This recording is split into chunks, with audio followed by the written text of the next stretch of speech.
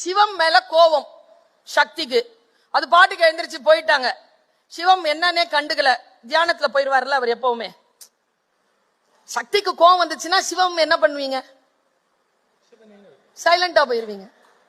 இப்போ நான் ஒண்ணு சொல்றேன், நாங்க கோச்சிக்கிட்டு போறோம். நான் ஏன் போறோம் தெரியுமா? இன்னைக்காவது புரிஞ்சுக்கோங்க. கூப்பிடுவீங்கிறதுனால தான் போறோம்.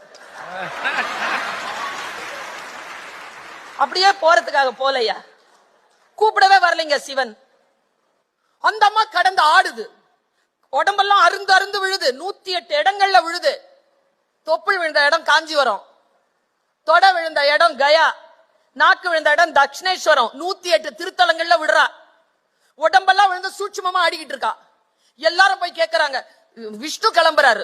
லக்ஷ்மி சொல்லிட்டாங்க, உட்காந்துக்கோ, ரொம்ப கோவமா இருக்கு, அந்த பொண்ணு பக்கத்துல போவாது. பிரம்மா போறார், சரஸ்வதி உட்கார சொல்லிட்டாங்க. நேரா சிவகணங்கள் வந்து சிவம்